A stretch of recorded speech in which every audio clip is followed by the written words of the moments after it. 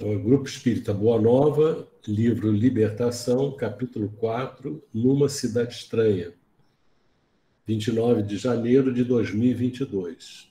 Estamos dando continuidade a esse estudo.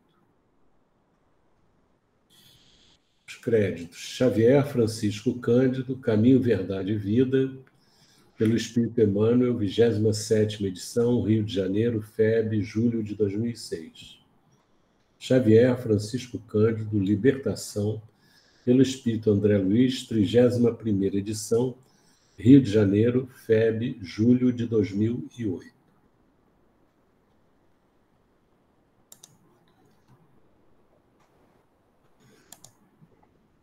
Agora vamos... Você vai projetar, né, o texto? Ah. Então, eu vou pedir... Cadê as pessoas todas juntas? Mostrei.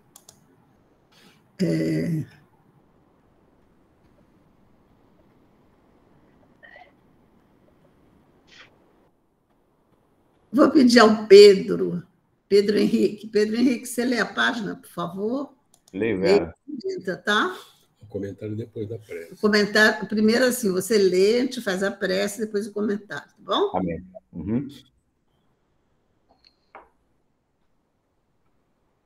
É o capítulo 133, Hegemonia de Jesus. Disse-lhes Jesus: em verdade vos digo que, antes que Abraão existisse, eu sou. Em João, capítulo 8, versículo 58. É impossível localizar o Cristo na história à maneira de qualquer personalidade humana. A divina revelação de que foi emissário excelso e o harmonioso conjunto de seus exemplos e ensinos falam mais alto que a mensagem instável dos mais elevados filósofos que visitaram o mundo. Antes de Abraão, ou precedendo os grandes vultos da sabedoria e do amor na história mundial, o Cristo já era o luminoso centro das realizações humanas. De sua misericórdia partiram os missionários da luz que, lançados ao movimento da evolução terrestre, cumpriram, mais ou menos bem, a tarefa redentora que lhes competia entre as criaturas, antecedendo as eternas edificações do Evangelho. A localização histórica de Jesus recorda a presença pessoal do Senhor da Vinha. O enviado de Deus, o tutor amoroso e sábio, veio abrir novos caminhos e estabelecer a luta salvadora para que os homens reconheçam a condição de eternidade que lhes é própria. Os filósofos e amigos ilustres da humanidade falaram às criaturas, revelando em si uma luz refratada, como a do satélite que ilumina as noites terrenas. Os apelos desses embaixadores dignos e esclarecidos são formosos e edificantes. Todavia, nunca se furtam à mescla de sombras. A vinda do Cristo, porém, é diversa. Em sua presença divina, temos a fonte da verdade positiva, o sol que resplandece. Emmanuel.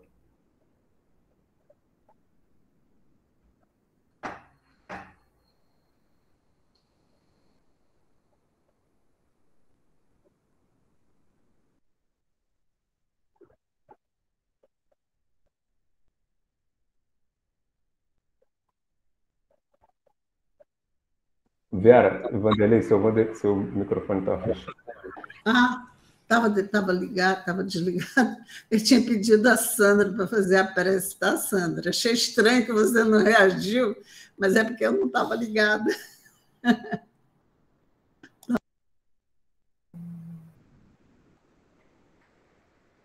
Então vamos elevar os nossos pensamentos ao Mestre Jesus e a Deus nosso Pai, agradecendo, Senhor, pela oportunidade de estarmos reunidos em Teu nome e que possamos, Senhor, aproveitar as reflexões aqui lançadas e estudadas e que possamos aplicá-las em nosso dia a dia, espalhando os Teus ensinamentos, não com palavras, Senhor, mas com atos, com posturas diante das experiências que passamos no nosso dia a dia. Ampare, Senhor, aqueles nossos irmãos que ainda não te conhecem e que passam por dificuldades. Sem conhecer-te, Senhor, essas dificuldades são mais difíceis de ser transpostas. E que nós possamos, com nossas vibrações, nossas orações, envolvê-los com auxílio dos amigos espirituais em bons fluidos, para que possam ser confortados, amparados, fortalecidos e consigam, Senhor, vencer as dificuldades íntimas, que são as que tornam as experiências mais dificultosas. Ampare as pessoas que estão em nossos pensamentos, em nossos corações. Ampare este grupo que se torna a cada dia um fortalecedor de ânimo para todos nós. E ampare aqueles que estão ainda perdidos pelas estradas, sem achar um caminho salutar no bem. Esteja conosco, hoje e sempre. Graças a Deus. Fala, Pedro. Ele faz um comentário. Então, agora o comentário, né, Pedro? Tá bom. Bom, a hegemonia de Jesus, né, começa com essa citação aí de João, e Jesus, conversando lá com os discípulos, com as pessoas, ele disse que antes mesmo que Abraão existisse, eu já sou, né? Ou seja, ele já existia. A gente sabe como o Cristo, como sendo o governador do planeta, da Terra, na história sempre houve a ideia de que ele viria, né, em algum momento. E aí o Emmanuel começa o texto dizendo que é impossível localizar o Cristo à maneira de qualquer personalidade humana, né? A gente já sabia, já havia um sentimento, uma ideia de que isso pela própria revelação dos profetas, né, antes da vinda dele, de que o Messias viria à Terra. E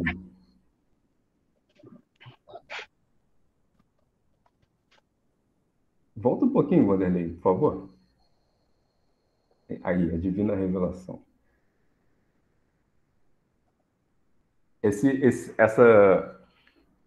A mensagem que ele trouxe, né, ela foi muito mais, assim, a gente não pode comparar a mensagem que o Cristo trouxe com as mensagens que os outros filósofos, né, falavam tanto de sabedoria e de amor, mas não se pode comparar o nível das duas coisas. A mensagem do Cristo fala para o espírito, né? Não apenas para o homem, para o ser humano, para nós na condição de encarnados da época, né? O Cristo fala sobre uma vida que não era ali. O reino dele não era desse mundo, né? Então, e ainda hoje, a gente tem uma certa dificuldade de compreender isso quando a gente vive a vida no dia a dia, na prática, né? Imagina naquela época, né? Então, avança um pouquinho, Wanderlei, por favor. Ele fala sobre esse penúltimo parágrafo aí. Os filósofos e amigos ilustres da humanidade falaram às criaturas, revelando em si uma luz refratada, como a do satélite que ilumina as noites terrenas. Os apelos desses embaixadores dignos e esclarecidos são formosos e edificantes. Todavia, nunca se furtam a mescla de sombras.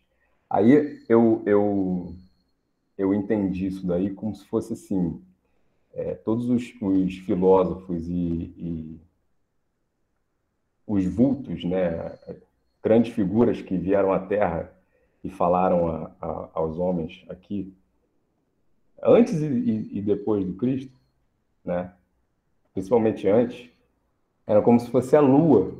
A Lua, ela ilumina a Terra, mas ilumina pouco. E o Cristo é como se fosse o Sol, né? Essa é o que eu entendi aí da mensagem.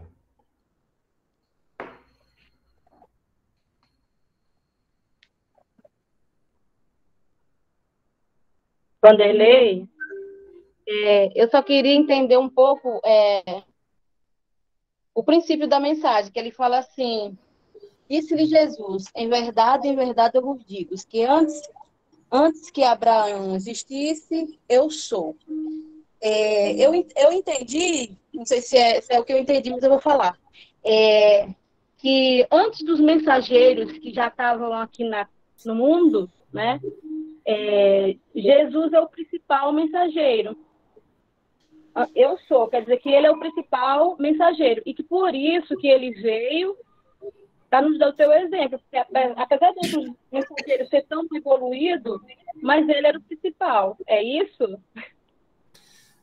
Isso que você disse é verdade, mas o que ele está dizendo aí é que antes de Abraão, que é a base de toda a religião judaica e de tudo que se desenvolveu depois, antes de Abraão existir, ou seja, antes dele ser criado, Jesus já existia na condição que ele estava. Você tem uma ideia da condição do Cristo, né? Entendeu? Entendi. Antes de Deus criar Abraão, naquele processo de desenvolvimento espiritual, Jesus já era Jesus, com toda a bagagem dele. Tá certo? Eu vou pedir para mais um comentário. A gente está pedindo sempre 2 comentários, né? Márcia Ventura pode fazer outro comentário, destacar algum ponto, se quiser.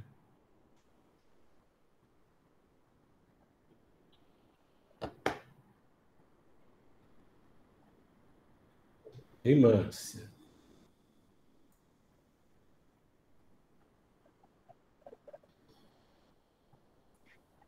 Márcia está aí? Desculpa, estava tentando colocar aqui. Eu vendo o comentário agora da Ana Salva, né, ela falando, e engraçado, quando fez a primeira leitura, né, das Bíblias aí, eu tinha entendido não Jesus, eu tinha entendido Deus mesmo, sabe? E agora, quando ela comentou, né, e você, né, respondeu a ela, aí eu vi que realmente, né, Jesus, antes de tudo, ele já era ele nessa condição, né? Eu sou, né? Eu sou Jesus. Então, mas assim, você pode ler o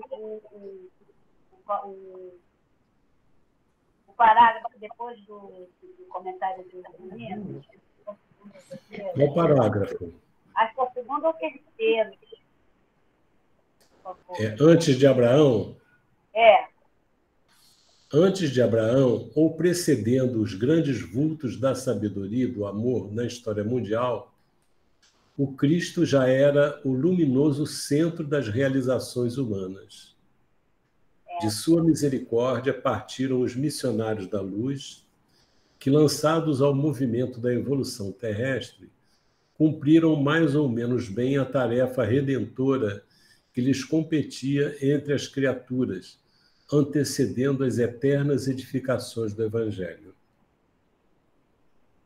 Aí a gente vê, né, na missão do Cristo, né, na implantação do reino, tudo isso, né, que veio, né, com ele que a gente estuda hoje, como isso tudo já foi, tudo antes, né, já foi tudo muito planejado, né, um plano mesmo de Deus, né, Jesus, ele já veio dentro desse plano de Deus, não só ele, mas ele, como outros, né, outros espíritos, né, tão sábios, talvez, não sei se tão quanto ele, mas num nível muito próximo de Jesus, né, nesse plano, nesse planejamento de Deus, para a implantação do reino aqui para nós, né?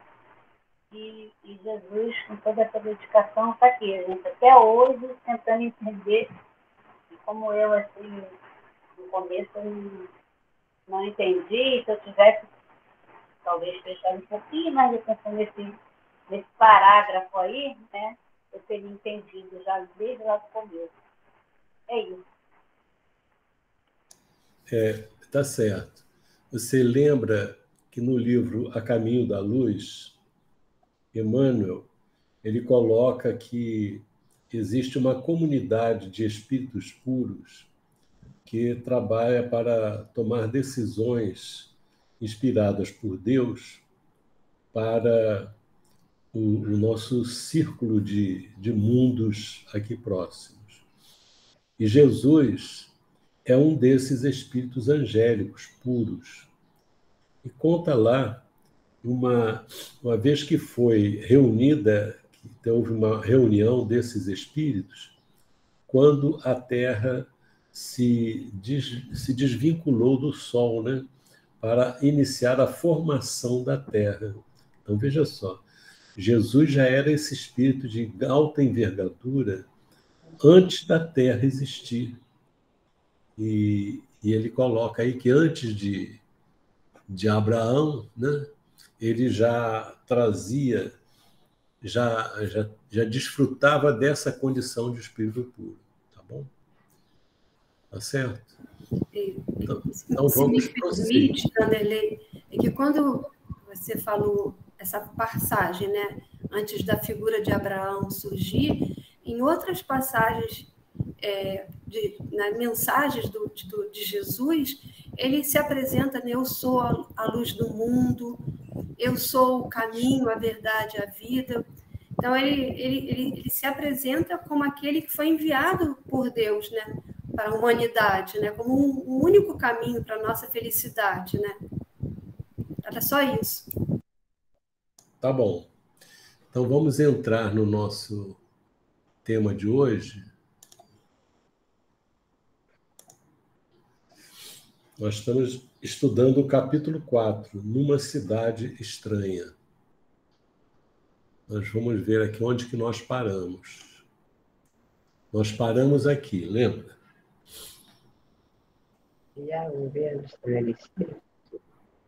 Quê?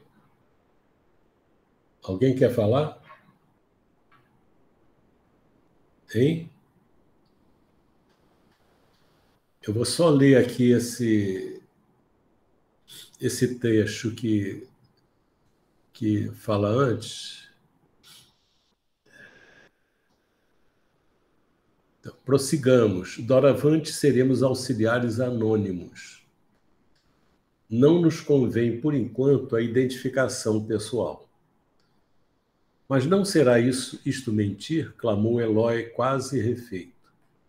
Daquela adaptação que eles fizeram dos fluidos materializados difíceis, né, pesados daquela região, e que nessa transformação eles ficaram muito, sofreram muito. E ali fizeram isso para que eles pudessem ser vistos pelos habitantes daquela cidade estranha. Gúbio dividiu conosco um olhar de benevolência e explicou bondoso. Não te recordas do texto evangélico que recomenda não saiba a mão esquerda o que dá à direita? Este é o momento de ajudarmos sem alarde. O Senhor não é mentiroso quando nos estende invisíveis recursos de salvação sem que lhe vejamos a presença. Nesta cidade sombria, trabalham inúmeros companheiros do bem nas condições em que nos achamos. Se erguermos bandeira provocante nestes campos, nos quais 95% das inteligências se encontram devotadas ao mal e à desarmonia, nosso programa será estraçalhado em alguns instantes. Centenas de milhares de criaturas, aqui padecem amargos choques de retorno à realidade, sob a vigilância de tribos cruéis, formadas de espíritos egoístas, invejosos e brutalizados. Para a sensibilidade medianamente desenvolvida, o sofrimento aqui é inapreciável. E aí que a gente entra no nosso texto de hoje. E há governo estabelecido num reino estranho e sinistro quanto este? Indaguei. Eu vou pedir para Sandra continuar a leitura, por favor, Sandra. O Vanderlei? Sim. Ué, essa incumbência era minha. Não deu tempo da gente ler, Marcelo. Olha, eu não vou levar essa dívida para outra existência, não. Você pode ler. Eu passo o bastão, mas eu queria fazer um comentário que enquanto você leu esse trecho, que o Eloy fala que se eles estavam sem se mostrar totalmente, se eles não estariam mentindo, né? E aí eu estava me lembrando, eu estou relendo Missionários, e tem uma passagem lá que eles, lá naquela casa espírita da Otávia, né, que é uma médium, né, que eles estão atendendo um grupo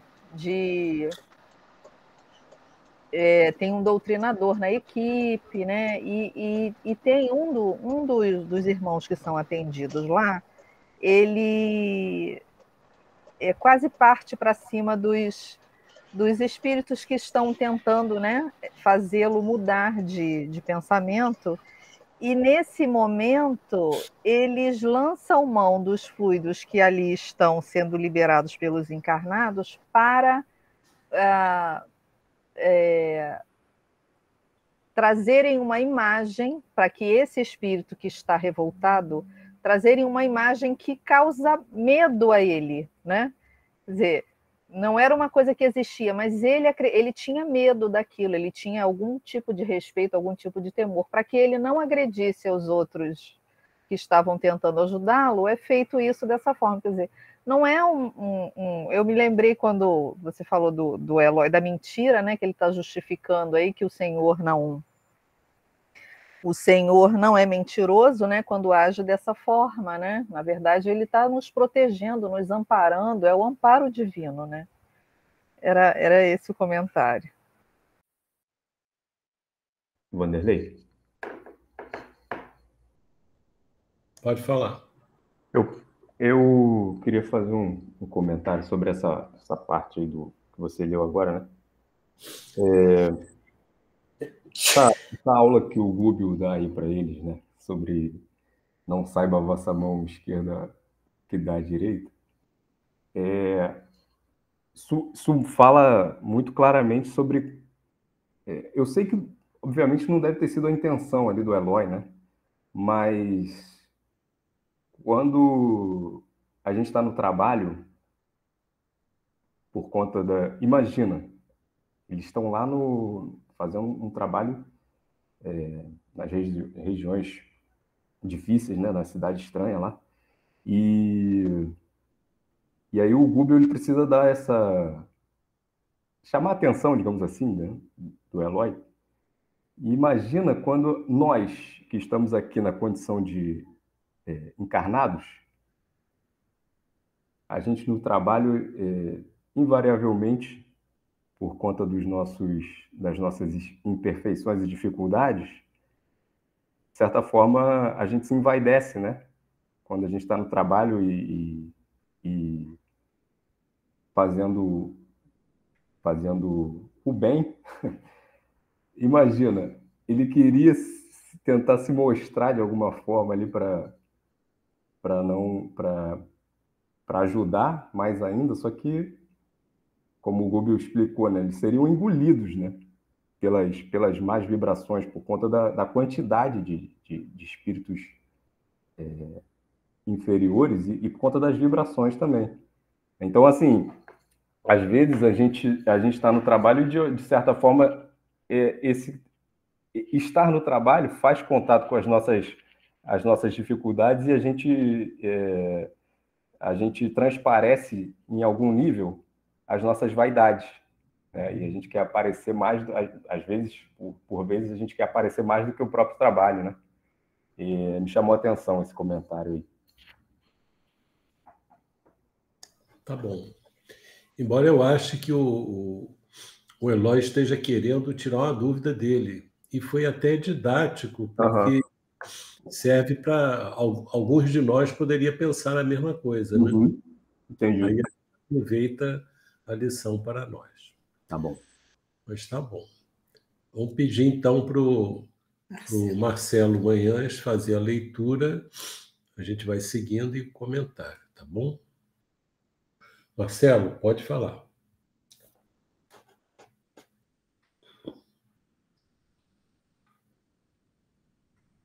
Marcelo? Ele nem ativou o microfone. Marcelo?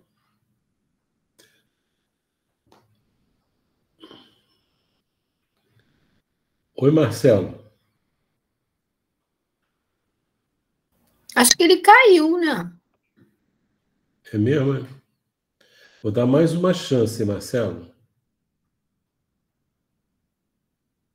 Ele ainda está aparecendo para mim aqui. Ele está na lista, mas o microfone dele está fechado. O microfone está fechado, Marcelo. Internet dele.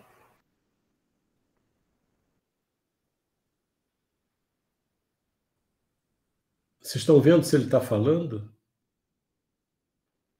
Ele deve ter dado uma saidinha.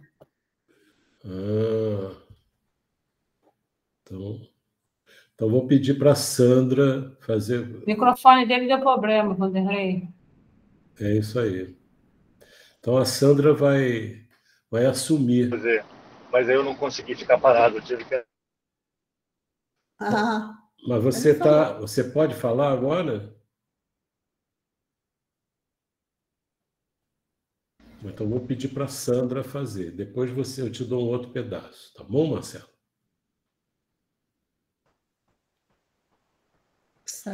Então... Você lê para a gente, e a governo, e vai, aí depois a gente vê onde para. Tá. E há governo estabelecido num reino estranho e sinistro quanto este? Indaguei. Como não? Respondeu Gubbio atenciosamente.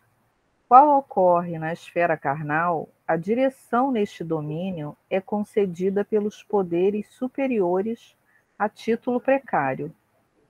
Na atualidade, este grande empório de padecimentos regenerativos permanece dirigido por um sátrapa de inqualificável impiedade que aliciou para si próprio o pomposo título de grande juiz, assistido por assessores políticos e religiosos tão frios e perversos quanto ele mesmo. Grande aristocracia de gênios implacáveis aqui se alinha, senhoreando milhares de mentes preguiçosas, delinquentes e enfermiças. E por que permite Deus semelhante absurdo? Dessa vez, era o meu colega que perguntava de novo, um tanto apavorado. agora, antes os compromissos que assumíramos. Longe de perturbar-se, Gúbio replicou. Pelas mesmas razões educativas, por meio das quais não aniquila uma nação humana quando, desvairada pela sede de dominação, desencadeia guerras cruentas e destruidoras, mas a entrega à expiação dos próprios crimes e ao infortúnio de si mesma, para que aprenda a integrar-se na ordem eterna que preside a vida universal. De período a período, contado cada um por vários séculos, a matéria, utilizada por semelhantes inteligências, é revolvida e reestruturada, qual acontece nos círculos terrenos. Mas se o Senhor visita os homens pelos homens que se santificam, corrige igualmente as criaturas por intermédio das criaturas e se endurece ou bestializa. Tá bom. Vamos comentar, então, esse pedaço? Eu achei, assim, agora que eu acho que o Eloy teve, assim, a visão do que era o trabalho, né? E aí ele ficou meio apavorado, né? Como diz aqui. E ele disse que não, o Gúbio vem explicando que onde eles estão não é muito diferente da vida terrena, né? Porque são os mesmos espíritos, né? Que estavam aqui encarnados, agiam daquela forma e desencarnaram e continuam sendo iguais. A diferença é que ali estão todos reunidos para um objetivo, o mal, né? Não tem assim não são vários objetivos diferentes, né? O objetivo é um só, né? Que é utilizarem do poder que têm para fazerem as pessoas sofrerem mais. Como a gente já conhece a história do livro, né? Eu entendo dessa forma. Vamos comentar até esse delinquentes e enfermiças. O que tem aí? Está aqui. Então, qual ocorre na esfera carnal? A direção, o domínio é concedido a poderes superiores. Superiores ali naquele meio, né? Ele fala aqui que a direção é concedida a quem tem mais poder, mas poder dentro daquele universo ali, né? Que não é um universo iluminado, né? Explica melhor isso aí para eu entender melhor. Essa parte que ele fala que qual ocorre na esfera carnal, a direção neste domínio, é porque os interesses desses espíritos... Não, por que não? Eu quero saber quem são esses poderes superiores. Superiores a título precário, que ele diz aqui. Poder, eu imagino que seja poder superior de inteligência, só de inteligência, né? Não é o poder superior de Deus, né? Então, olha só, vamos entender melhor isso aí. Ele diz, qual ocorre na esfera carnal, a direção neste domínio é concedida pelos poderes superiores. Aí ele está falando de Deus, a título precário. Quer dizer, é concedido a título precário, entendeu? Mas é por poderes superiores, acima daquelas condições ali. Não é isso? Aqui quando o Eloy pergunta, né, por que Deus permite isso, né? Não, lá em cima. Não, eu entendi que é aqui em cima que você está falando, mas conforme a gente vai lendo, aí entende que os poderes são de Deus mesmo, que é Deus que permite isso, mas tem um proveito, né? Tem um objetivo isso. Agora, vamos pegar pedacinho por pedacinho, que tem coisas interessantes aí, ó. Então, quer dizer, esses governos, o governo dessas esferas tenebrosas, eles conseguem ter domínio, né? Governar ali, porque Deus permite. Se Deus não permitisse, eles não teriam. Da mesma forma, bom, depois a gente vê isso. Olha o que ele diz aqui. Na atualidade, este grande empório de padecimentos regenerativos, você vê que aquilo ali tem um objetivo, né? As pessoas ali estão sofrendo, mas elas estão sofrendo injustamente.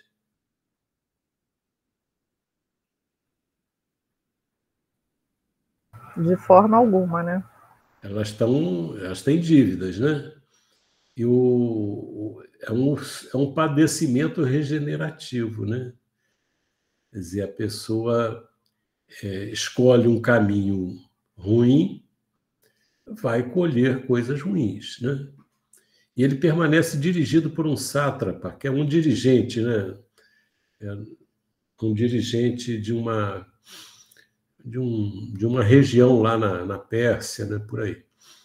Mas ali funciona como um dirigente de inqualificável impiedade, entendeu? Camarada ruim mesmo, né? Que aliciou para si próprio o pomposo título de grande juiz. Ele é assistido por assessores políticos e religiosos. Olha só que coisa interessante. Assessores políticos e religiosos. Então, religiosos, que foram religiosos na Terra, e que agora, ali no plano espiritual, estão assessorando um juiz que se autodenominou juiz, que é tremendamente impiedoso. Que religiosos são esses? São religiosos falidos, né? Tão frios e perversos quanto ele mesmo. Grande aristocracia. Aristocracia é um grupo de pessoas que domina, que tem supremacia sobre as outras. A gente já viu estudos sobre isso. Nós tivemos a aristocracia dos fortes na história da humanidade, a aristocracia dos velhos, né, daqueles que tinham mais experiência, a aristocracia do dinheiro, então, várias aristocracias. Estamos caminhando para, no futuro, termos uma aristocracia intelecto-moral. Nós estamos numa aristocracia de inteligência na Terra, né, e de dinheiro, mas não estamos numa aristocracia moral, né? Aristocracia de gênios implacáveis, que aqui se alinha, senhoreando milhares de mentes preguiçosas, delinquentes e enfermiças. Quer dizer, eles estão fazendo impiedade com pessoas, com mentes preguiçosas, delinquentes e enfermiças. Quer dizer, eles estão tendo o governo que pode fazer com que eles caminhem. Ou enfermiças? Hein? É infelizes ou enfermiças? Enfermiças. Eu falei o quê? Infelizes. Eu fui infeliz, mas é enfermice. Enfermiças. Então, são pessoas que estão sofrendo ali, né? Olha só que interessante. Ele é um governante, né? Este grande empório de padecimentos regenerativos, dirigido por um sábio inqualificável piedade. Olha o que ele coloca em torno dele para ajudar a governar aquilo ali. Ele buscou assessores políticos e religiosos, tão frios e perversos quanto ele mesmo. A mesma coisa ocorre na Terra. Os governantes se cercam de assessores, né, de cooperadores, os mais diversos, que estão alinhados com eles. Não é isso? Você vê, o Hitler, na Alemanha, não se juntou com pessoas dóceis, caridosas. Ele se juntou com pessoas que eram parecidas com ele, né? Podia ter alguma exceção lá nessa condição de estar lá tentando aliviar o coisa, mas a massa de dirigentes, vamos dizer assim, era com a mesma frieza, com os mesmos princípios, com as mesmas ideias que ele. E isso a gente observa, de um modo geral, nos países todos, né? As pessoas se juntam daqueles que se associam nas suas ideias. Aí vem a pergunta do... Aí comenta essa parte aí. O Eloy pergunta, né?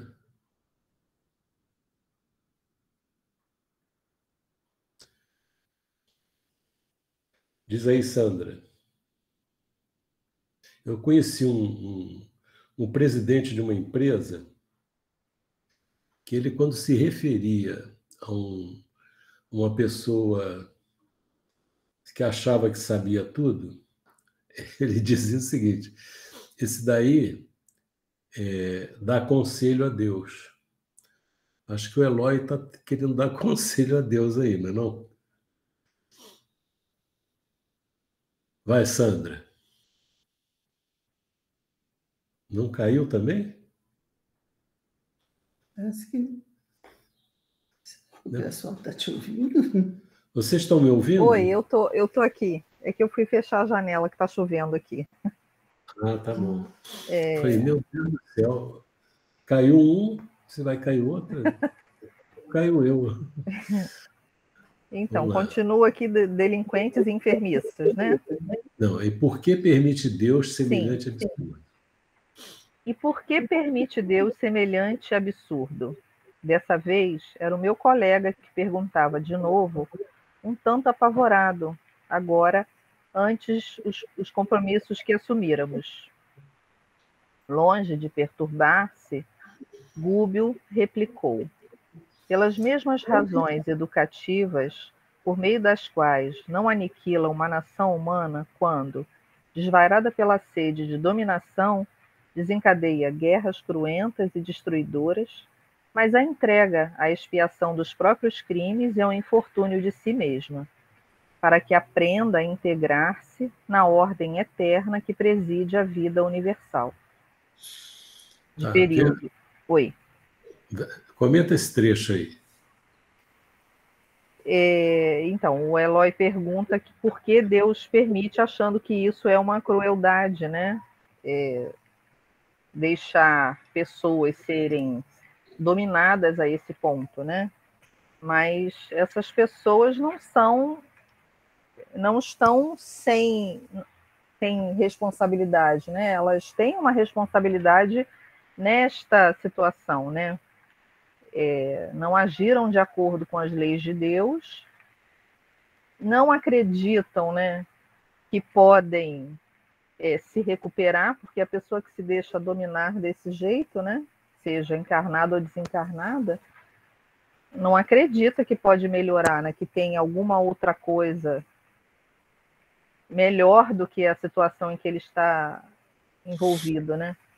E aí, a cada vez se rebela mais, a cada vez... a impressão que eu tenho é que esses espíritos, estando na condição de poder, agiriam da mesma forma, né? Porque tem o mesmo tipo de pensamento, eu acho, né?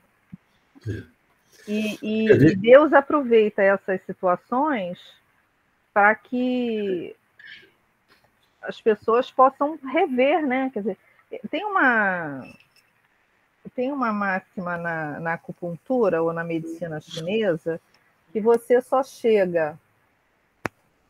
consegue mudar a situação se você provocar que seja uma enfermidade quando ela chegue no clímax, no máximo, para que de lá ela possa se transformar.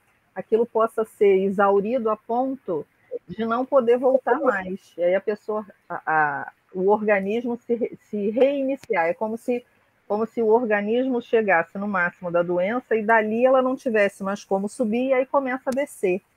É uma transformação difícil de passar, porque são terapias que são, eu penso, até um pouco cruéis para nós brasileiros, mas na China é assim. Tá certo. Eu queria ver se tem alguém para fazer algum comentário nesse trecho aqui. Ó. De longe. Só um instantinho. Desse trecho aí, de longe de perturbar-se até essa universal aí, essa preside a vida universal. Algum comentário? Pode falar agora, se for sobre isso aí. Não, Vanderlei, é a pergunta de antes. Porque permite Deus, né? Será que Deus está permitindo mesmo isso? Ou é eles próprios com essa delinquência, com essas enfermidades que se deixa se envolver por esses espíritos? O que você acha que é permitir? Acontecer. Não, permitir é deixar a pessoa fazer. Isso. Agora, outra coisa é você dizer que Deus está querendo que aquilo aconteça. Ele mandou ele fazer isso. Entendeu? Sim. Quer dizer, a pessoa começa a beber. Deus deixa a pessoa beber. Agora, a vontade de Deus é que ela beba? Não. Então é diferente. Deus permite essas coisas. Porque se Deus não permitir que a pessoa faça escolhas, ela não vai poder construir dentro de si uma condição de superioridade, de elevação espiritual. Entendeu? Entendi. Então, ele permite, mas não quer dizer que ele goste daquilo. Ele permite porque esse é o caminho que a pessoa escolheu o caminho ruim, ela vai encontrar as consequências daquilo que fez, vai sofrer para refletir e, refletindo, reconsiderar o que fez e não fazer mais. Entendeu? Vanderlei? Sim. Eu não sei por que, na minha cabeça, assim, quando li esse parágrafo e até a explicação de antes, né, com essa pergunta que a Lucidalva destacou, imediatamente eu me lembro daquele negócio do poder paralelo. Parece que tem um poder, mas que tem uma coisa acontecendo em paralelo que, por exemplo, tem um mercado que vende as peças dos automóveis, mas tem um mercado paralelo. E as pessoas é que alimentam isso no mercado paralelo, indo comprar essas peças roubadas de carros. Eu não sei, porque eu acho que Deus permite, porque tem as pessoas que alimentam isso, né? Eu não sei, eu vejo uma ligação, eu que não estou conseguindo. Não, é verdade. Mas é isso mesmo, mas a verdade é a seguinte: por que Deus permite? Deus permite... as pessoas querem, né? Não é bem isso. Deus permite porque Ele quer que as pessoas cresçam, se desenvolvam, escolham o caminho do bem, o caminho da elevação espiritual, por uma compreensão, por um amadurecimento pessoal. Deus não podia impedir isso tudo aí? Podia. Agora, Deus pode transformar esses espíritos em espíritos luminosos, bons que nem Jesus? Deus não poderia criar todo mundo perfeito? Sim, poderia. Poderia, mas Ele não quer. Por quê? Porque isso é como você fazer um robô. O robô faz aquilo que você quer. Deus não quer robôs. Deus quer almas livres que escolham bem. A vontade de Deus é essa. Ele estabelece as leis, coloca as leis fazendo parte da nossa natureza, dentro de nós. A consciência tem todas as leis de Deus. Nos dá a oportunidade de fazer o bem ou até de fazer o mal. Ele permite. Mas ele não abandona os filhos, ele não abandona a sua criação. Ele vai fazendo um trabalho para que despertem as criaturas. Entendeu? E as pessoas fazem o mal porque elas ainda gostam de fazer o mal. Então, estão iludidas, né? Agora, eu acho que isso nos choca, porque talvez a gente tenha construído uma mentalidade de que morreu, ou fica tudo arrumado, é o céu, é o inferno, não sei. E se depara com uma coisa dessa acontecendo, uma organização, né, tudo acontecendo, é uma coisa que confunde, né? Agora, as pessoas estão ali por uma questão de afinidade. Quem é que vai para o bar beber? São as pessoas que gostam de beber. Uma pessoa que não gosta de beber vai para bar? Não. Quem é que vai atrás de droga? É quem não gosta de droga? Não, é quem gosta de droga. Quem é que vai para estudos elevados, estudos que fazem refletir, fazem a pessoa se esforçar para o bem? Quem é que vai? As pessoas que começaram a despertar para agir no bem.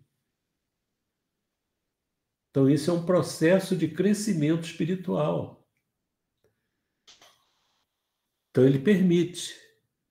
Como permite coisas bárbaras aqui na Terra. Não existem coisas terríveis que são feitas aqui, torturas. Aquela morte dos judeus lá na Alemanha. Então, existem coisas absurdas. A escravidão, Deus permite. Agora, Deus apoia a escravidão? Deus apoia, incentiva as pessoas para fazerem as maldades? Não. Ele dá outra orientação, né? Quem queria falar aí? Eu quem? Pode falar. Fiquei refletindo na questão da permissão.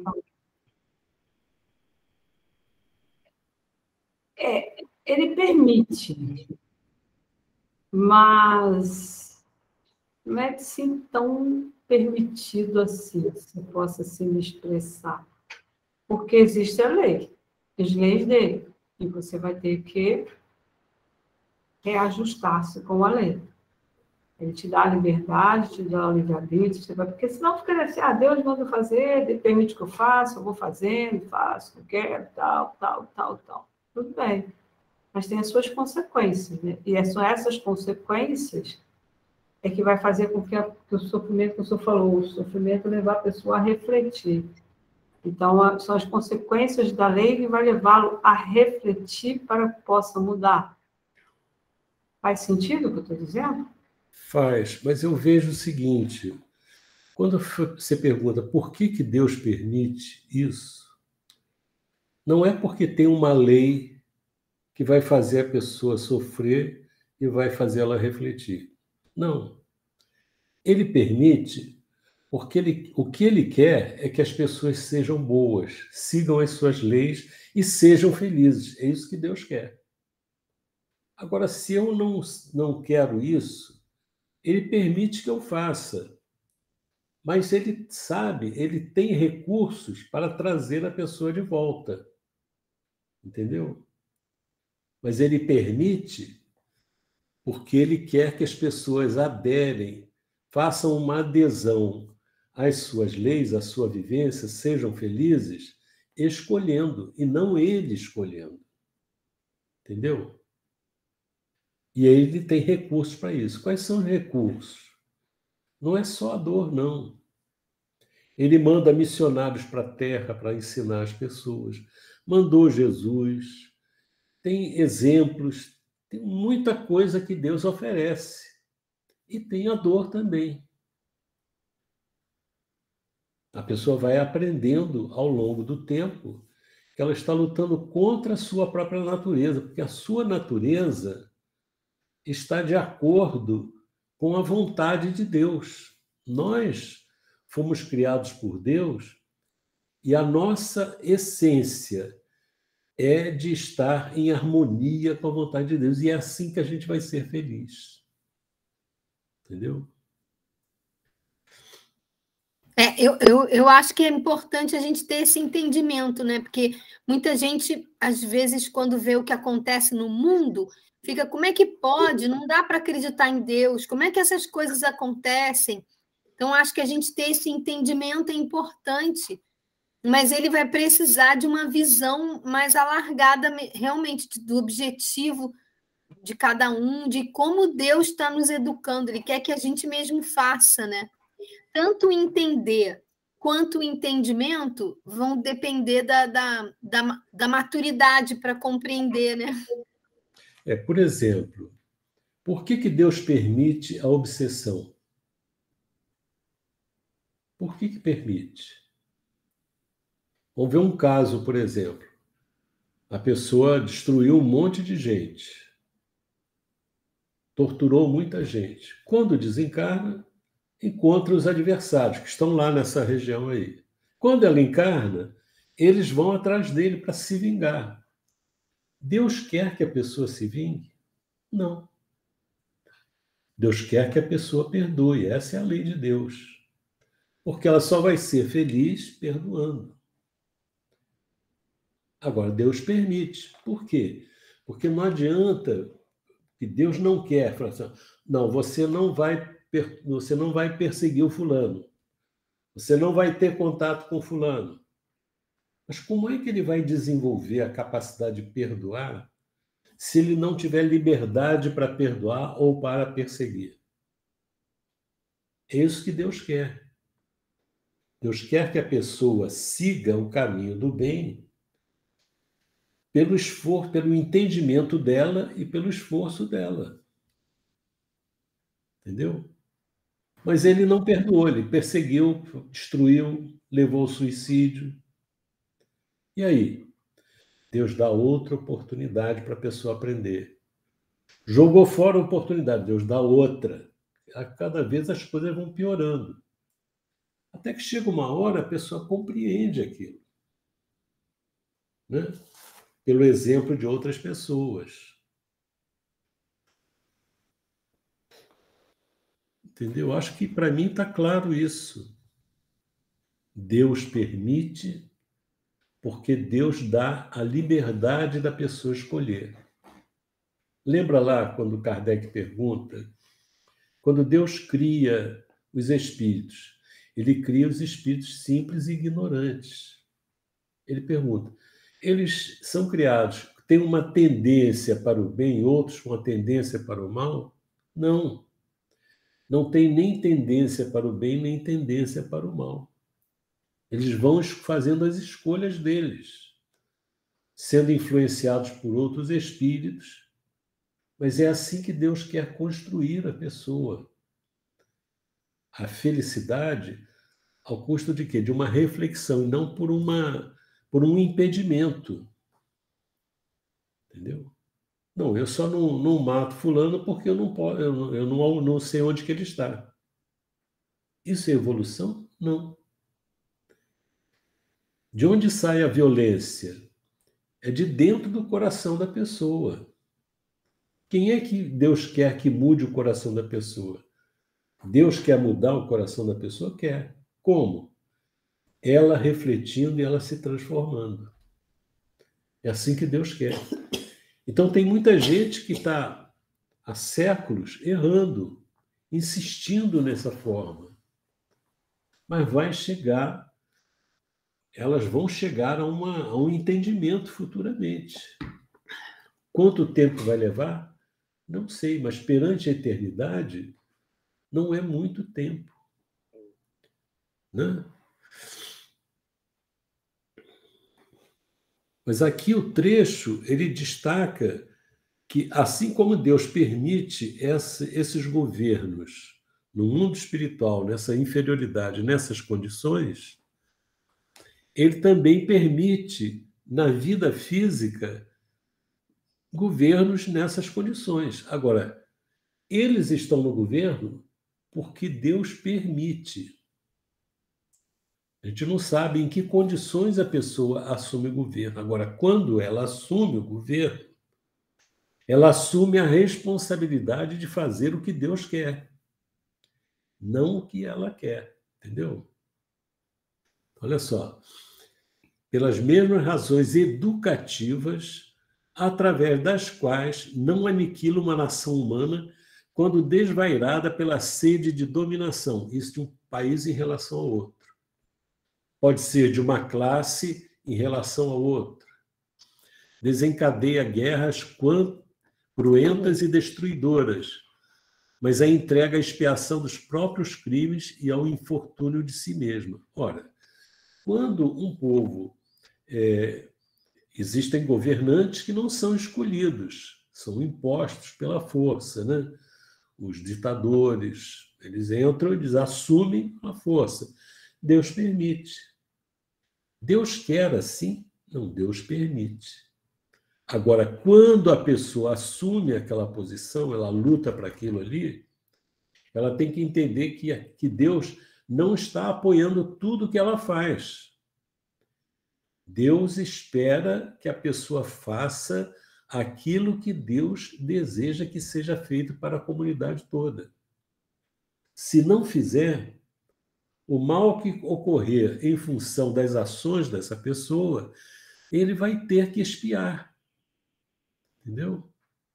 Vai ter que expiar. E é assim que a gente aprende.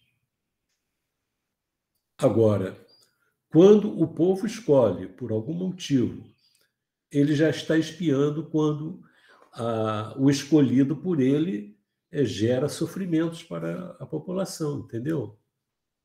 Deus permite. Como é que Deus permite a pessoa fazer isso? Deus permite. Agora, ele vai responder por isso. Ele, quando eu falo ele, eles, todos os governantes, estão na condição de governantes, como disse ali em cima, né? Estão na condição de governantes concedida por Deus, a título precário. Aquilo não é deles. Eles recebem uma possibilidade de servir. Essa é a ideia. O governante ele deve ser alguém que serve ao bem-estar da população que ele dirige. Essa é a ideia.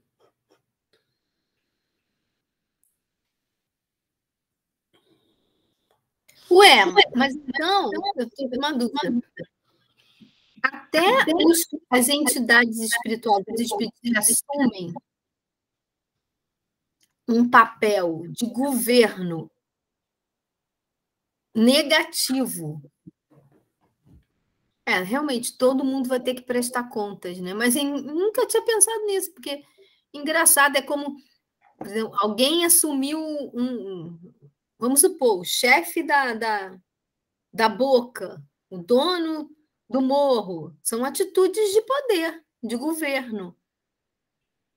Se relaciona a isso também, até ele vai ter que responder, porque Deus permitiu que ele chegasse àquele ponto, né? Então, ele vai passar a responder por tudo também, né? Não existe o cargo de dono da boca. Ele é que criou esse cargo, né? O próprio dono da boca que criou esse cargo. Isso aí não é um processo evolutivo da comunidade. E quando ele faz isso, é para fazer coisa errada. Ele vai responder por aqui. Deus permite que a pessoa mate, que a pessoa venda droga, permite que a pessoa faça todo o mal que quiser. Mas o que Deus espera de cada um é que faça o bem. Que corrija os desvios dos outros, que eduque. Isso é que Deus quer. Então, tudo que você faz contrário à vontade de Deus, vai responder por isso. Entendeu?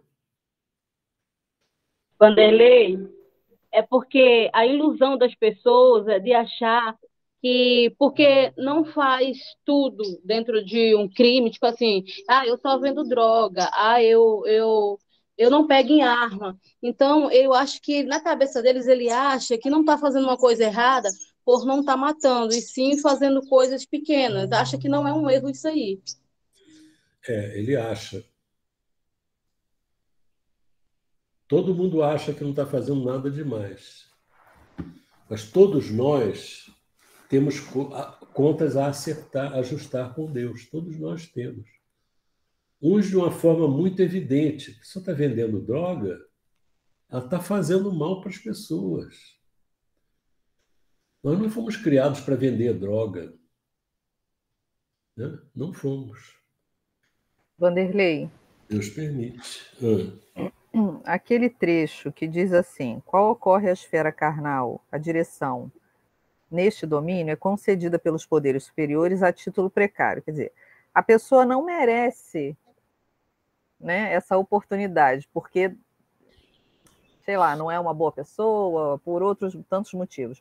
Mas ele recebe essa oportunidade para ver se nessa direção ele repensa, né? Porque é uma responsabilidade que ele recebe, né? E se ele repensar e agir a favor da comunidade dos tutelados lá, né? Ele pode aproveitar a oportunidade, né? No bem, né? Pode. Se a pessoa agir bem, pode aproveitar bem. Agora, existem coisas que a pessoa assume, por exemplo, um golpe militar, por exemplo, a pessoa assume um papel que, a rigor, pelas condições do país, não deveria estar.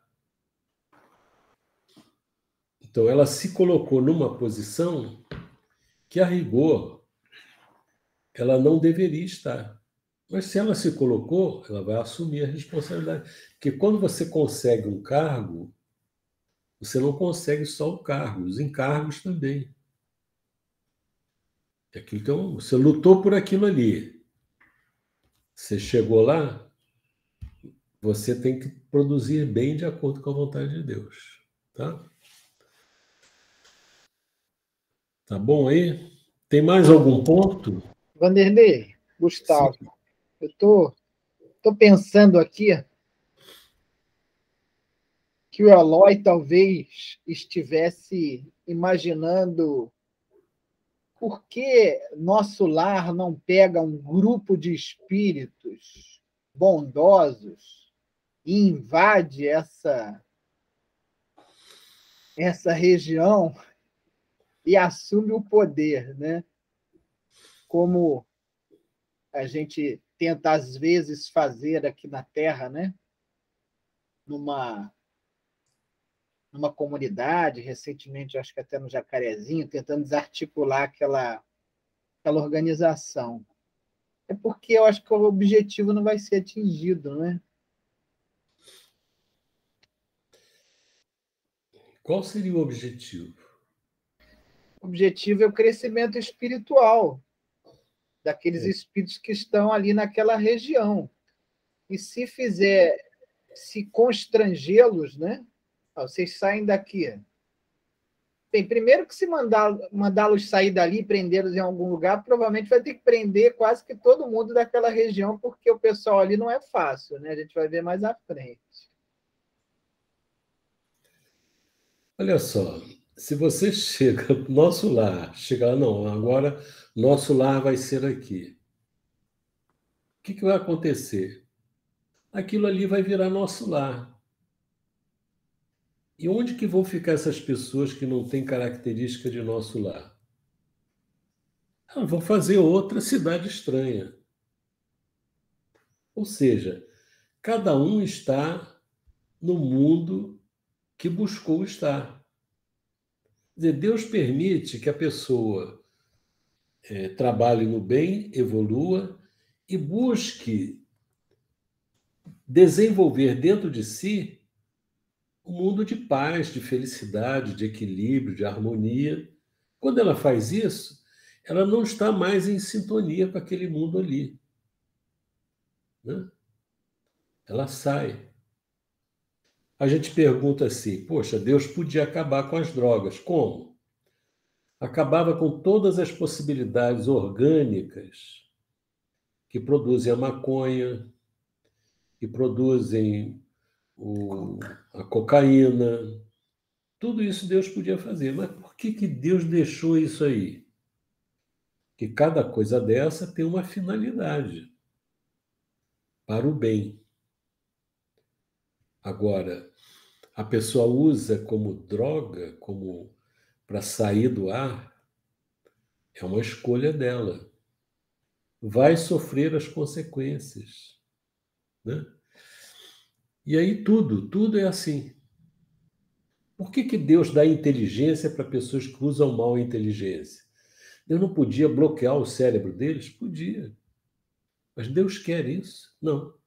Deus quer que as pessoas tenham cérebros bons para fazer o bem. Ah, mas elas não fazem o bem. Então elas vão ter que aprender isso. Olha, a criação de Deus é perfeita. O que não é perfeito é a criatura humana que não é perfeita. Mas as condições colocadas por Deus são perfeitas para nos levar à perfeição. Então não tem nada errado. Nós é que temos que acertar o nosso passo. Tá certo?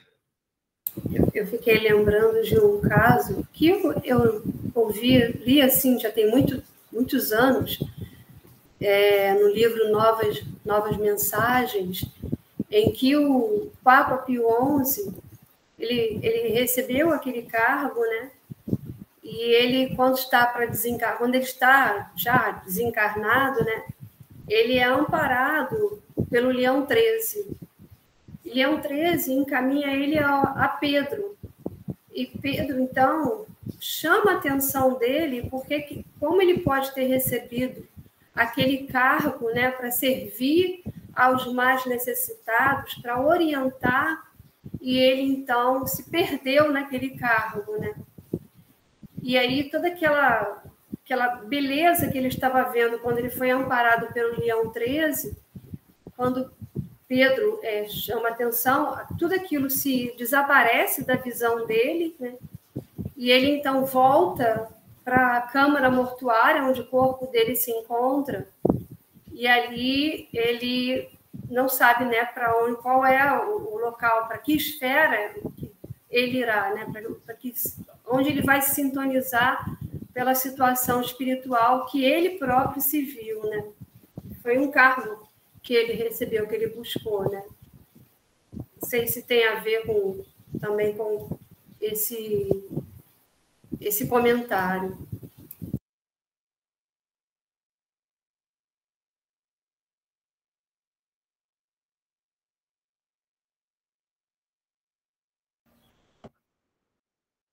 Vanderlei, está fechado o áudio. Tá. Ele é assistido o sátrapa, né? É assistido por assessores políticos e religiosos, tão frios e perversos quanto ele mesmo. Quer dizer, eles estavam na religião e na política, ou nas duas coisas, e não agiram bem. Mas a política é para a pessoa servir ao bem. E a religião é para a pessoa também servir ao bem, fazer o bem. Então, eles desperdiçaram oportunidades, né?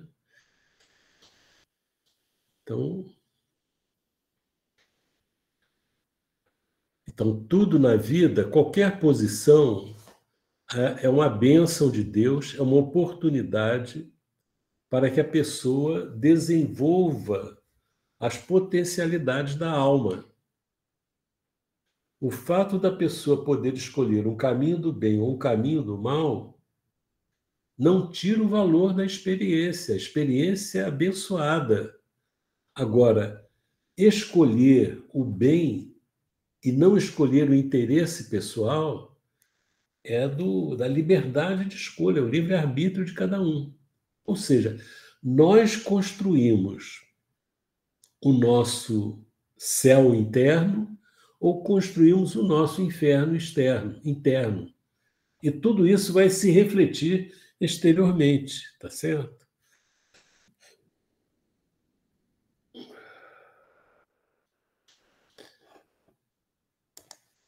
Tem algum ponto mais nisso aí?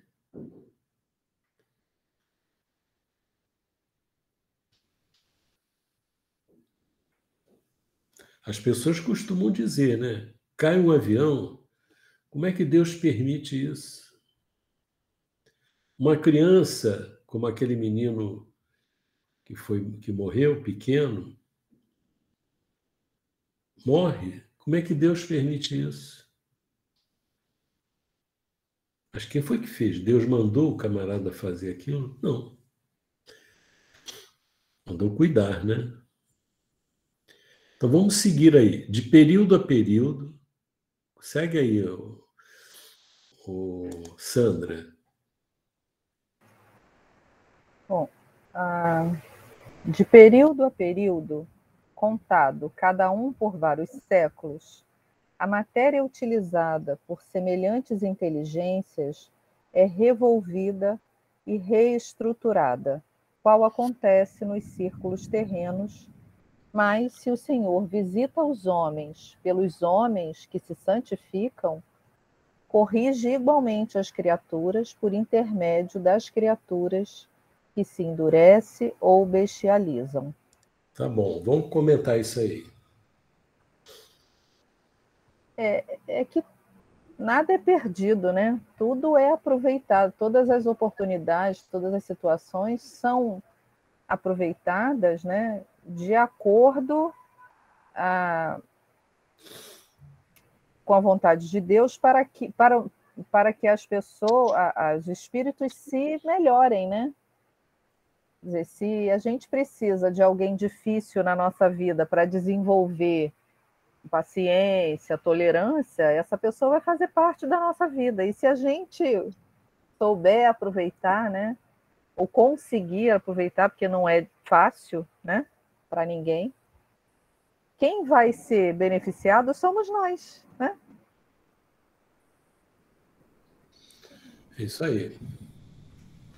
Alguém quer comentar esse trecho?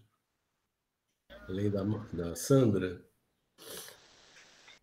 Eu não entendi a matéria utilizada por semelhantes inteligências é revolvida e reestruturada, Vanderlei.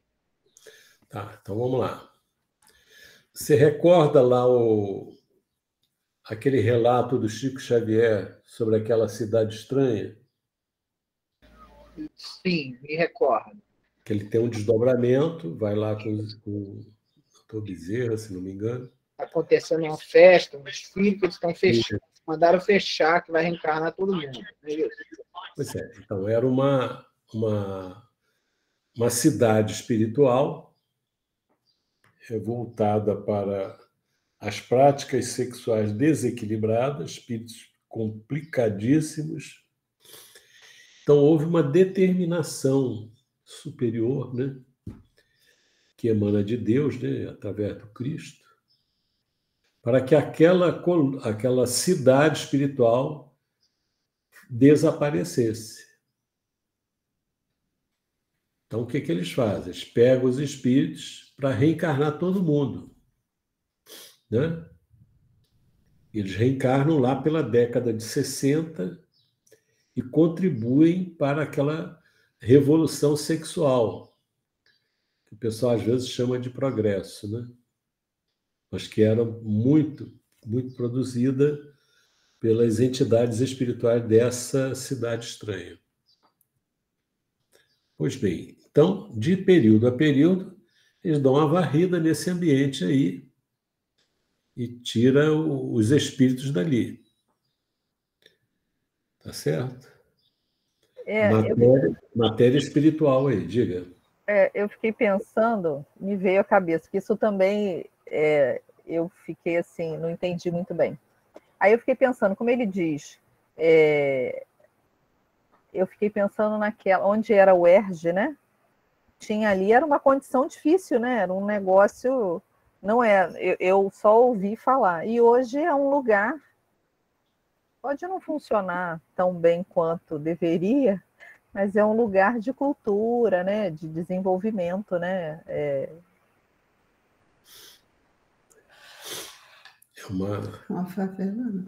uma tentativa, né? É um esforço de transformação.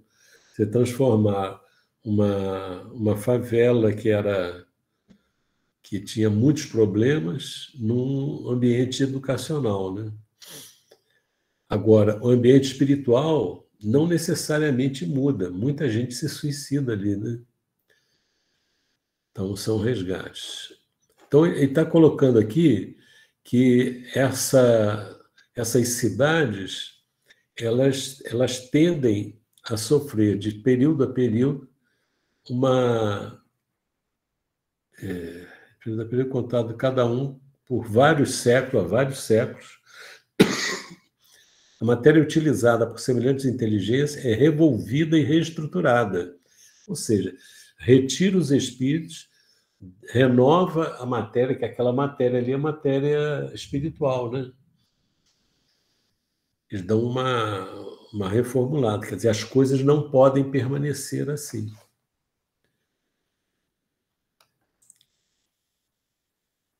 Entendeu, Gustavo? Entendi perfeitamente. Tá. Então, olha só, olha que bonito isso aqui, ó. Qual acontece nos círculos terrenos, ocorre da mesma forma. Mas se o Senhor visita os homens, pelos homens que se santificam, quer dizer, Deus envia para a Terra, pela reencarnação, espíritos bons que se santificam, que se renovam, para servirem de exemplo, né? Mas corrige igualmente as criaturas por intermédio das criaturas que se endurecem ou bestializam. Então, até esses espíritos atormentados, quando reencarnam e assumem posições de comando, as pessoas acabam aprendendo alguma coisa no sentido de achar o que deveria ser o bem, né? O pessoal vai se transformando, né? Então, tudo é aproveitado.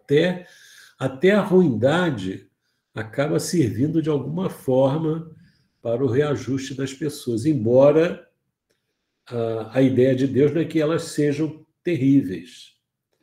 Veja só, a guerra, o pessoal costuma dizer que a guerra ela produz muito progresso, né? Mas será que não tem outros mecanismos para que o progresso se dê? Claro que tem. Mas Deus consegue fazer com que, mesmo de um evento terrível que é a guerra, produzir progresso. Entendeu? Então, Deus consegue utilizar todos os elementos para que o progresso se dê. Então, esses espíritos que estão nessa região estão sofrendo terrivelmente nas mãos desses espíritos cruéis, mas até isso pode ser aproveitado para o benefício deles, se eles souberem aproveitar, entendeu? Né? Sim. Então, quando a criatura passa por um período onde tem, entre aspas, esses sátrapas no governo, ou situações adversas em que traga para ela sofrimento e dor, o que a gente vê nitidamente que é, entre aspas, uma injustiça, né? Que não era para ser assim, que não era para que as pessoas estivessem passando por isso. E dentro dessa linha de raciocínio, aliás, antes disso, a gente observa muitas pessoas revoltadas, né, se revoltam ante a impiedade desses homens, das ações das pessoas, ou ante a impiedade de instituições. A gente percebe muitas pessoas com um nível de revolta muito grande. Aos olhos do mundo, às vezes as pessoas até justificam e muitas das vezes até corroboram para que essas pessoas continuem dessa forma revoltadas, porque, afinal de contas, elas estão sendo injustiçadas e colocam-se como se fosse uma... Está correto, é isso mesmo, as pessoas têm que se revoltar, se rebelar contra isso tudo. Mas a pessoa que está passando pela experiência, ela se revolta, ela não está fazendo o processo dela aí de se reeducar com a dor, não é mesmo? Se ela se rebelou, se ela se revoltou, se ela, enfim, saiu aí, né, e causou algumas coisas em relação ao sofrimento, ela não está aí dentro da linha de raciocínio que você está colocando. Isso aí seria permitido por Deus para que ela crescesse, para que ela se transformasse. Quando ela não se transforma, ela deixou de aproveitar aquelas lições, sofrimento e dor. A gente observa o seguinte. Vamos pegar a Revolução Francesa. Vamos pegar a Revolução Francesa. Os aristocratas, eles estavam conduzindo o governo da França em condições que estavam gerando muito sofrimento para o povo, faltando as coisas necessárias, enquanto eles viviam em condições muito facilitadas.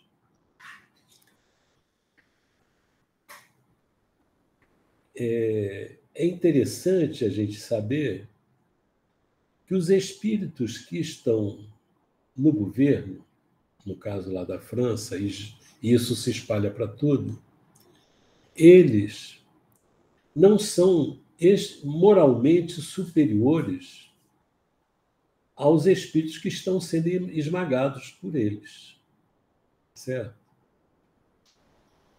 Então, você pode imaginar que, em algum momento, uma revolta vai se dar, como se deu, como aconteceu em vários, na Rússia, né? Com a família real e tudo mais. Então, a gente espera, acontece que as pessoas reagem. Isso é um contrapeso. Agora, quando a gente olha a vida de Jesus, ele está num país que era dominado por Roma. Em nenhum momento você observa Jesus reagindo contra Roma. E ele diz até, dai a César o que é de César, quando fala dos impostos. Isso quer dizer que Jesus estava apoiando a ação de Roma? De jeito nenhum. Nosso entendimento é de que aquela situação representava uma condição de inferioridade, de dureza, de impiedade das pessoas que detinham o poder na mão. Era assim. Mas a gente vê também que aqueles que estão sendo humilhados, atingidos pela dureza de Roma, também eram impiedosos, tanto é que levaram Jesus à crucificação.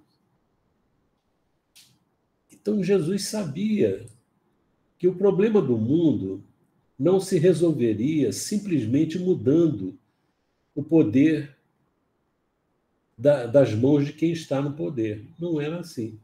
O que eles fazem? O que ele faz? Ele sabe que a mudança só pode se dar efetivamente quando as pessoas mudarem por dentro.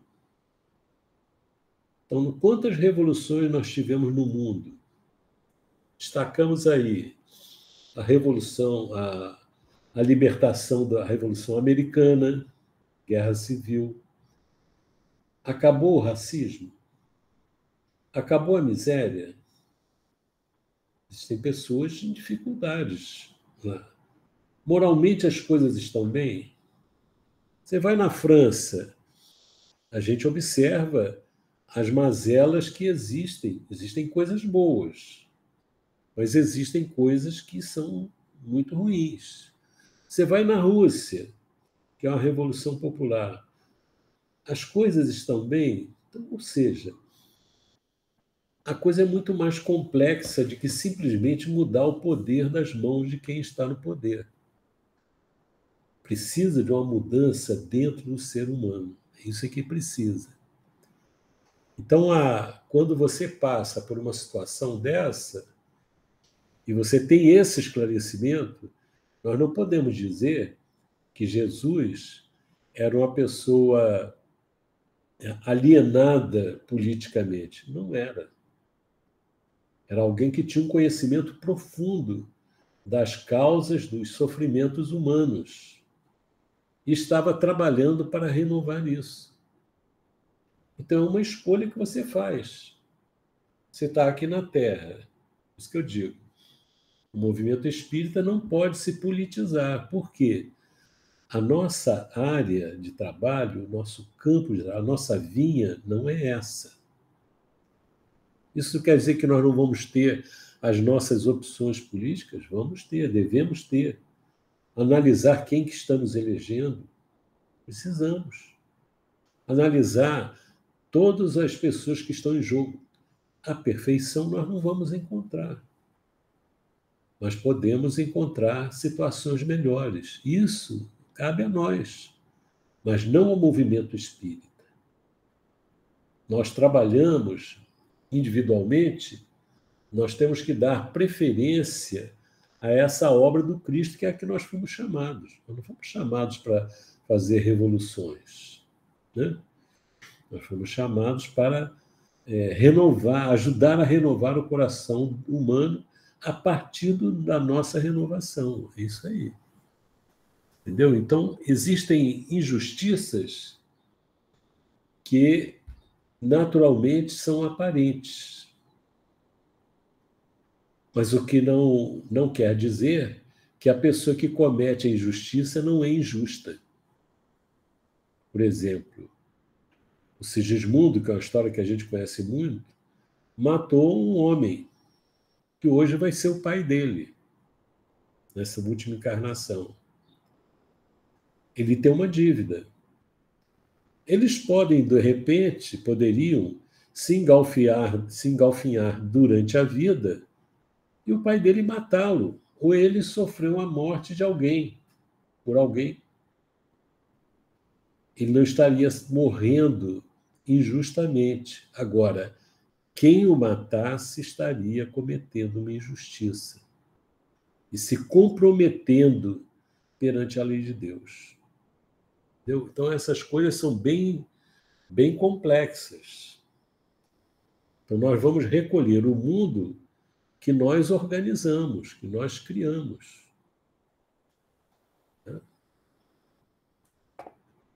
Tá certo?